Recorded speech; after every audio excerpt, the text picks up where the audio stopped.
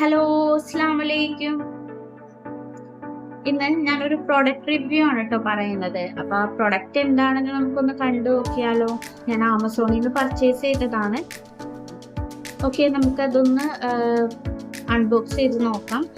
എന്നെ സഹായിക്കുന്നത് ഇഹാനാണ്. ഇഹാന നിങ്ങൾക്ക് നേരത്തെ അറിയുമായിരിക്കും. നെജ്മാസ് കിച്ചൺ എന്നൊരു ചാനൽ കൂടി ഞങ്ങൾക്ക് ഉണ്ട്.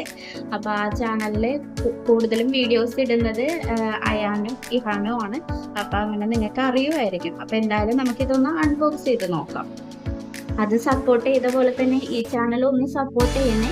ഇഹാനും അയാനും പിന്നെ ഞങ്ങളും ഒന്ന് സബ്സ്ക്രൈബ് ചെയ്യണേ, മറക്കരുത്. എല്ലാവരുടെയും ഏറ്റവും വലിയൊരു തലവേദനയാണല്ലേ പാത്രം കഴുകൽ. പാത്രം കഴുകലിന് വേണ്ടിയുള്ള ഒരു ഇലക്ട്രിക് ഡിഷാണ്.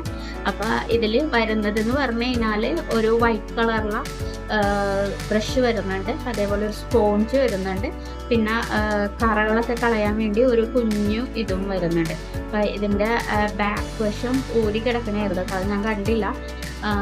അപ്പൊ ഇതിന്റെ യൂസസ് ഒക്കെ എന്തൊക്കെയാണെന്നുള്ളത് കറക്റ്റ് ആയിട്ട് ആ ബോക്സിന്റെ ബാക്കിൽ കൃത്യമായിട്ട് കൊടുത്തിട്ടുണ്ട്. ഇതിന്റെ കൂടെ ഒരു ബ്രഷ് കിട്ടിയിട്ടുണ്ട്, പിന്നെ ഒരു ഹുക്ക്, പിന്നെ ഒരു USB കേബിൾ ചാർജ് ചെയ്യാൻ വേണ്ടി, പിന്നെ സ്പോഞ്ച്, പിന്നെ പോളിഷർ. ഇതാണ് ബ്രഷ് എന്ന് പറയുന്നത്.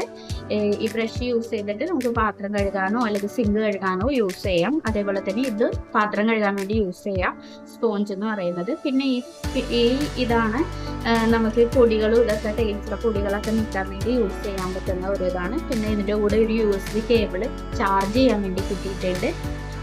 ഇത്രയൊക്കെയാണ് ഇതിൻ്റെ കൂടെ ഉള്ളത്. പിന്നെ ഒരു ഹുക്ക് ഉണ്ട്, ഇതിൻ്റെ കൂടെ ഒരു ഹുക്ക് കിട്ടിയിട്ടുണ്ട്. ഈ ഹുക്കിൻ്റെ യൂസ് എന്താണെന്ന് എനിക്ക് കറക്റ്റ് മനസ്സിലായില്ല.